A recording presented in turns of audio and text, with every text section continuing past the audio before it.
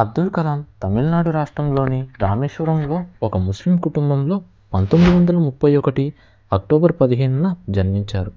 ఆయన తండ్రి పేరు జైనులుద్దీన్, ఆయన తల్లి పేరు ఆషమ్మ. కలాం పూర్తి పేరు వచ్చేసి అవుల్ ఫకీర్ జైనులుద్దీన్. అబ్దుల్ కలాం ఆర్థికంగా వెనుకబడిన తన కుటుంబానికి సహాయం చేయడానికి కలాం తన చిన్న వయసులోనే న్యూస్ పేపర్లు వేసేవారు. రామేశ్వరానికి కొద్ది దూరంలో ఉన్న రామ్నాథ్పురంలో స్క్వాట్ మెట్రికులేషన్ స్కూల్లో 10వ తరగతి వరకు చదువుకున్నారు. చదువు అంతంత మాత్రమే అయినప్పటికీ కొత్త విషయాలు నేర్చుకోవాలని తనలో తపన ఉండేది. ఒకసారి స్కూల్లోని ఉపాధ్యాయుడు సముద్రం ఒడ్డుకు తీసుకువెళ్ళి పక్షి ఎలా ఎగురుతుందో చూపించాడు. అప్పటి నుండి కలాం కూడా పక్షిలాగా ఎగరాలి అని అనుకున్నాడు. ఎలాగైనా పైలట్ అవ్వాలనుకున్నాడు. తర్వాత తిరుచిలో సెయింట్ జోసెఫ్ కళాశాలలో డిగ్రీ పట్టా పొందాడు. పైలట్ అవ్వాలని, తన చిన్ననాటి కోరికను నిజం చేసుకోవాలని మద్రాసులోని MITలో చేరాలనుకున్నాడు. అయితే ఆ ఇన్స్టిట్యూట్లో చేరాలంటే 1000 రూపాయలు ఫీజు కట్టవలసి వచ్చింది. కానీ ఆయన తండ్రి కట్టలేనందున కలాం గారి అక్క తన గాజులు తాకట్టు పెట్టి ఫీజు కట్టింది.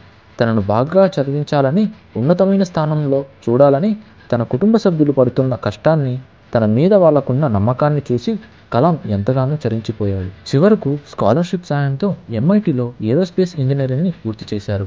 ఏరోనాటిక్స్లో ప్రవేశ పరీక్షల్లో 8 ఉద్యోగాలుంటే తనకు 9వ స్థానం రావడంతో త్రుటిలో పైలట్ అయ్యే అవకాశాన్ని కోల్పోయారు.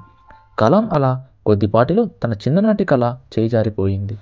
ఆ తర్వాత 1960లో కలాం DRDOలో ఏరోనాటికల్ డెవలప్మెంట్ ఎస్టాబ్లిష్మెంట్లో శాస్త్రవేత్తగా చేశారు. అక్కడ భారత సైన్యం కోసం ఒక ఓవర్క్రాఫ్ట్ని డెవలప్ చేయడం ఆయన పని. తర్వాత కొన్ని రోజులకి Indian national committee of space research నుండి కలాంకి ఇంటర్వ్యూకి రమ్మని కాల్ వచ్చింది. దీన్ని మనం ఇప్పుడు ఇస్రోగా పిలుస్తున్నాం. నాసాకి వెళ్లే అవకాశం అబ్దుల్ కలాం గారికి దక్కింది. భారతదేశం నుండి అంతరిక్షంలోకి శాటిలైట్ పంపాలనేదే ప్రొఫెసర్ సారాభాయ్ గారి కోరిక.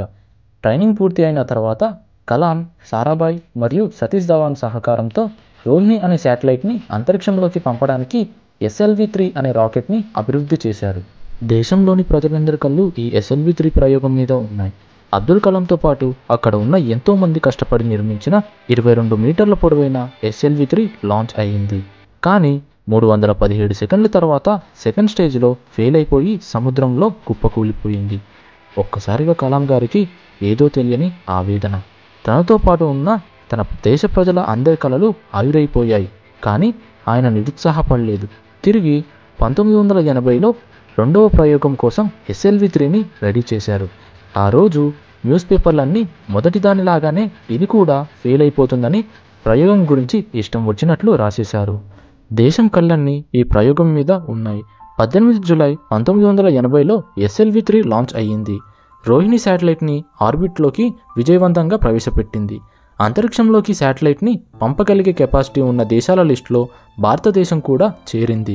ఫ్రెండ్స్, ఒకవేళ ఈ వీడియో మీకు పార్ట్ 2 కావాలంటే కామెంట్ బాక్స్లో పార్ట్ 2 అని టైప్ చేయండి.